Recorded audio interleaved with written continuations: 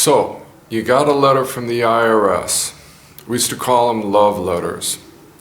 And the letter basically says they want money. And I smile when I say this, knowing full well that these letters they're not so friendly. But when you do get a letter from the IRS, and sure enough, they are asking for money, the thing to do, it basically is to address the letter. If you have not filed your tax return, for sure get that filed first. What the IRS will do is if you have not filed your tax return for X amount of time, they will file a tax return for you. And they will allow no deductions. All of the deductions for your tax return are, so to speak, on you to provide on your tax return. And here's an example of how this works. A man drives a truck for a living. He's paid on a 1099 rather than a W-2 form.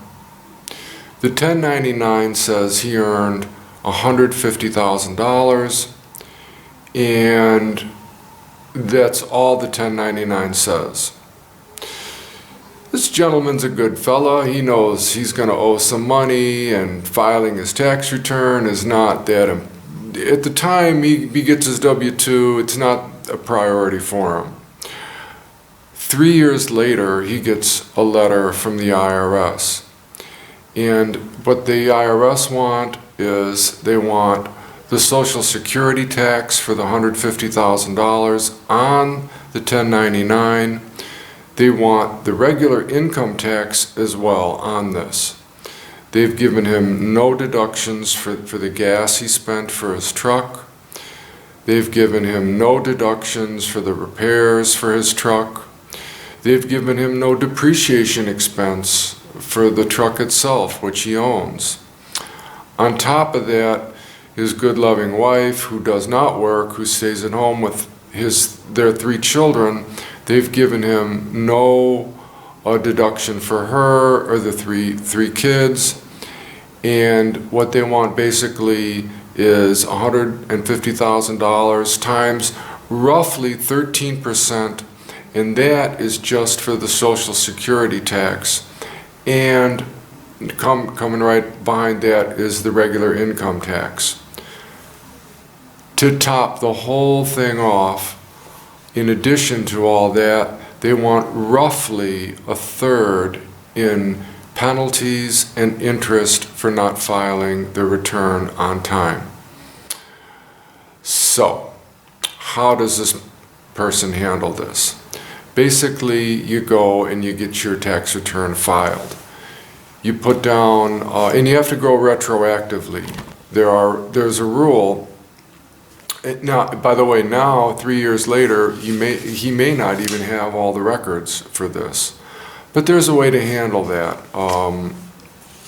There are rules that state things that are ordinary and approximately what they say is things that are ordinary and necessary for a business will be allowed even if perhaps you don't have the best documentation. This is, of course, Plan B. Plan A is get the return done right to begin with, and if you don't have the money, get on a payment plan of something like that. This very same scenario can happen with a person, a lady that makes money, or she's an office manager and she gets paid on a W-2 form. The IRS will do the very same thing. They will not allow any deduction for the mortgage that she may pay for her condo. They will not allow any monies for the church donations, any kids that she has, any family members that she supports. All this is on her, so to speak, to produce the deductions for that on her tax return.